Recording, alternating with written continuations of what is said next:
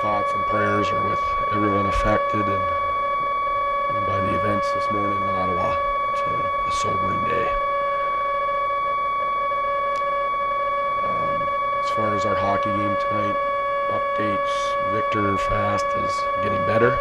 We're encouraged by that.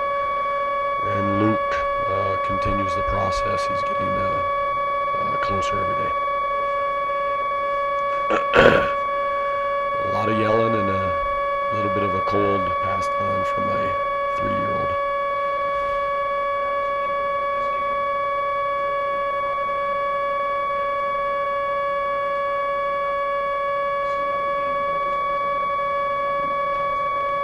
No, my thought going in the game is to win the hockey game.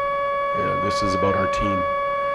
I know there's a lot of chatter out there about individuals' ice time, about our team, the team every time.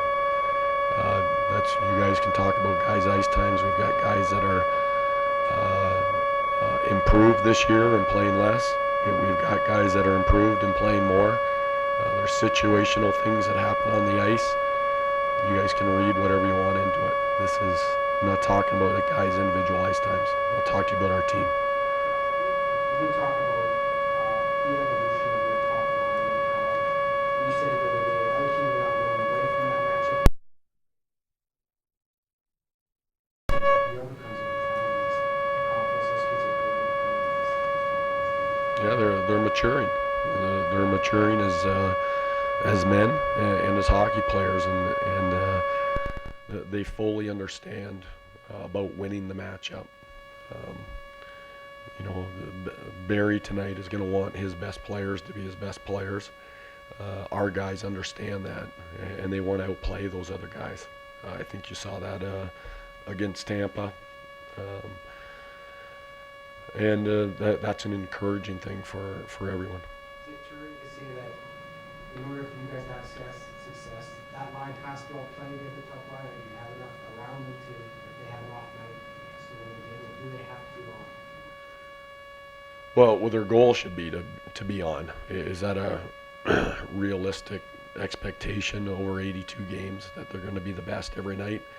That'd be a tough one. That would be the goal. I do think through our forward lines, we've got great depth now. We've got another line that can go out and do the heavy lifting. Our other two lines are greatly improved as well. So we still want those three going.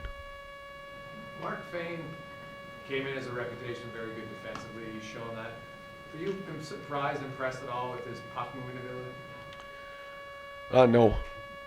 We looked at a lot of video on him. I didn't know Mark very well until the summer, and you start going through the games, and it's and the way he moves the puck is very simply.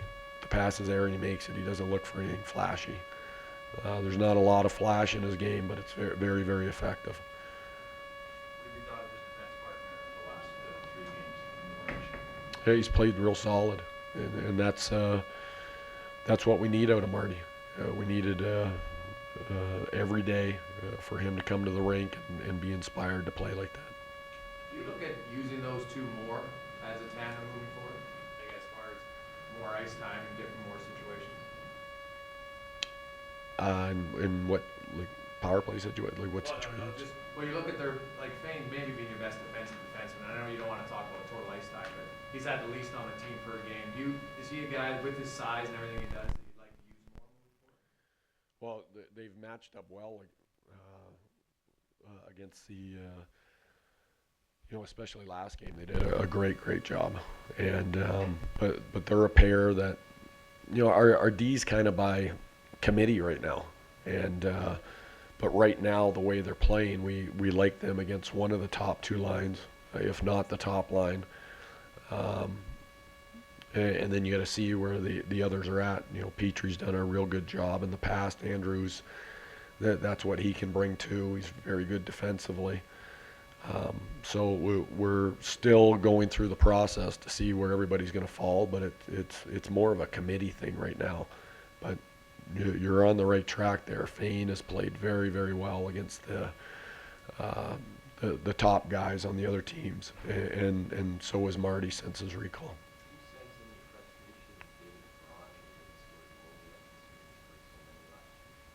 Well, he's a passionate guy. There's going to be frustration. That just plainly pisses him off. So, but we like that for him to be just okay with it. That's just not going to happen. But he's getting his looks. He knows if he's going to score, he's got to shoot the puck. It's that. But we're not real worried about it at this point. He's always found a way to produce. And I don't expect to be too much longer before he starts scoring like he did last year. Is your approach to playing against the Dallas Eakins similar to when you had against Stephen Stamkos? Yeah, it's similar. It's you know, they're at a different position, but the you know, the mandates are the same. You know, there's certain things we got to watch on the power play. It's sometimes very hard to cover off. 5-on-5, it's very similar. But we don't want to just totally focus on him. They've got other guys that can kill you too. We asked Nail about his year so far, and he deferred to the team a lot. He said Tim, you said team. Maybe a year ago it's not quite the same. Have you noticed a difference in overall his attitude, his approach, as far as the team concept? No, I think Nail, like some of our other guys, is maturing. But you know, last year I never ever thought he was about himself. He's always been about the team. He's been an engaging kid. He's had great relationships with our coaches that were here last year, and it's continued on this year. So I think Nail's always been about our team first. You know, things that happened last year with the agent and things like that, that's separate from what goes on in the room. So to answer it, I haven't seen a big change. I have seen a big change in his game, and he's figuring out how to play without the puck, and he's starting to do quite a good job at it. What are the signs that show you that? What do you see specifically in his game that's showing you that? Just where he's at on the ice. He's not vacating real dangerous areas early, where he would be getting ready to head to offense before we had the puck. He's been right on point in a lot of situations this year, which is real encouraging. How much attention do you have to pay to like his feelings? He's a guy who's used to playing a whole bunch his whole life, and now he's sort of working his way back up to those ice times. You have to be conscious of just how he feels about not playing as much as he used to. Well, I'm conscious on how all our guys feel, and it's it's constant conversations every day, just making sure they understand what's going on. If there's corrections in their game, we get them looked after. If they're doing good things, we want to continue that. But it goes back to, this is about our team, and some nights guys are going to play a lot of minutes, and sometimes you're not.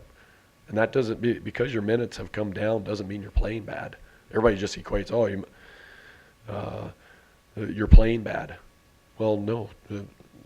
Maybe somebody else has really elevated their game, and your game is still good. It's always going to come down to what's best for our team, though, not an individual. What signs, if any, do you see that the team is maybe more comfortable in the close games? You know, one goal either way than they did in the past. Yeah, like just the reaction on our bench. I think last game was a classic when they get a fluky goal early. Our guys seemed to shrug it off. When they scored the one to tie it up, there wasn't oh no, here we go again. There was a sense of calm, some real good leadership from our captains, and we went about our business right back to how we had been playing the game. So, a lot of that, to me, that's gamesmanship, and it's something that our team is growing into, I guess is the best way to put it. Have you noticed a jump or more energy in Nugent Hopkins' game this year and through training camp? Or first summer that he had a real normal summer where he could have a rest and recover. Since he was 14, he didn't have camps or the draft or injuries, things to recover from. He came in, it seems a little bit more recharged than normal. Yeah, and then that guy took a lot of heat for not going to play in the World Championships. But that's a player's call, and he felt he needed to get 100% healthy.